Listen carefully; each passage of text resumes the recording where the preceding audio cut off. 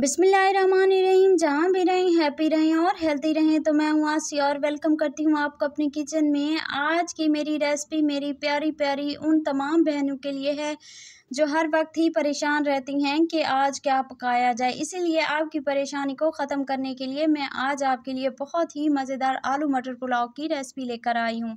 यहाँ पर सबसे पहले एक कढ़ाई ले लूँगी।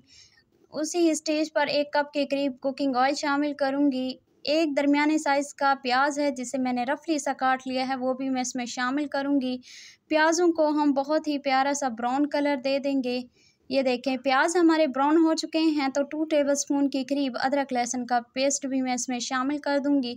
प्याज़ों के साथ हम इसे हल्का सा फ्राई करेंगे। उसी स्टेज पर मेरे पास तकरीबन 2 अदद दरमियाने साइज़ के टमाटर हैं जिन्हें मैंने बारीक बारीक काट लिया है, वो भी मैं इसमें शामिल कर दूँगी। उसके बाद कुछ खड़े मसाले भी शामिल करूँगी। 2 बड़ी इलायचियाँ, 2 छोटी इलायचियाँ, दालचीनी के टुकड़े हैं मेरे पास, 6 से 7 लौंग हैं, 10-12 काली मिर्चें हैं साबित वाली और 1 टेबलस्पून सफ़ेद ज़ीरा है वो शामिल किया है। 1 टेबलस्पून लाल मिर्च, 1 टेबलस्पून नमक, हाफ़ टेबलस्पून हल्दी और इसमें हम 1 टेबलस्पून कुटा हुआ खुश्क धनिया शामिल कर देंगे। अब इन तमाम इंग्रेडिएंट्स को मैं अच्छे तरीके से पहले फ्राई कर लूँगी। उसके बाद 2 दरमियाने साइज़ के आलू हैं जिन्हें मैंने दरमियाना ही काट लिया है वो शामिल करूंगी और मटर हैं 1 प्याली के करीब वो शामिल करूंगी। आप सोच रहे होंगे कि मटर का मौसम तो नहीं है, मटर कहाँ से आ गए हैं? तो जी हाँ जनाब, ये मटर मैंने पहले ही सर्दियों के मौसम में सेव करके रख दिए थे, अब मैं इस्तेमाल कर रही हूँ। अगर नहीं भी हैं आपके पास तो कोई मसला नहीं। यहाँ 4 हरी मिर्चें भी मैं इसमें शामिल कर दूँगी और इनको अच्छा तरीके से हम पहले मिक्स करेंगे। यहाँ पर देखें अच्छे तरीके से इनकी भुनाई हो रही है और काफ़ी हद तक ये चीज़ें भी नरम हो गई हैं। मज़ीद 1 से आधे मिनट के लिए हम इसे ढाँप के छोड़ देंगे। तो ये देखें यहाँ पर हमारे जो हैं अच्छे तरीके से जो मटर थे और आलू थे वो नरम हो चुके हैं। थोड़ी थोड़ी कसर इनमें रह गई है क्योंकि बाद में फिर दम भी आएगा, तो इसलिए इनकी तकरीबन आधे से ज़्यादा इनकी गलाई हो चुकी है। तो उसी स्टेज पर मेरे पास 1 प्याली के करीब दही है वो भी मैं शामिल कर दूंगी। अगर आपके घर में दही मौजूद नहीं है तो आप 4 से 5 टमाटर इसमें शामिल कर दें, जायका सेम वहीं आएगा।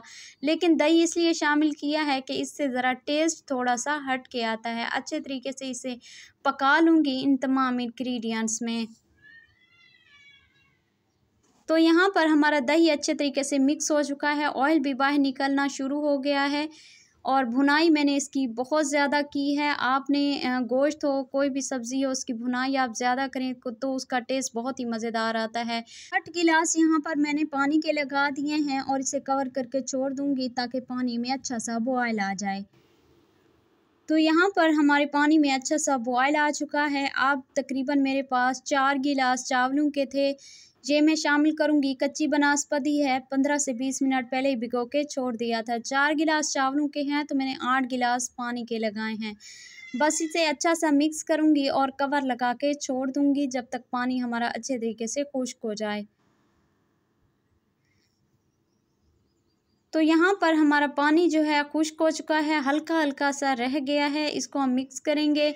और अब क्या इसे खुश्क आपने नहीं करना, बस इसी स्टेज पर आपने दम लगा देना है। अगर चावलों में हमारी थोड़ी बहुत कसर रह गई होगी तो वो ख़त्म हो जाएगी।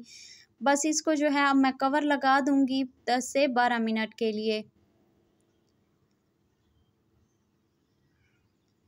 अब एक डिश ले लूँगी और ये देखें बहुत ही खूबसूरत और खिले खिले से हमारे जो चावल हैं वो बनके तैयार हो चुके हैं।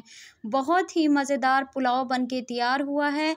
तो आप यकीन माने जब आप इसे बनाएंगी तो इसकी आपके पूरे मोहल्ले तक खुशबू जाएगी और सब ही आपसे पूछेंगे कि आपने इसको कैसे तैयार किया है। एक मरतबा इस रेसिपी को ज़रूर ट्राई कीजिएगा। रेसिपी अच्छी लगे तो लाइक कर दें, चैनल को सब्सक्राइब कर दें। इंशाल्लाह फिर नई रेसिपी के साथ हाजिर होंगी। अपना ढेर सारा ख्याल रखिएगा।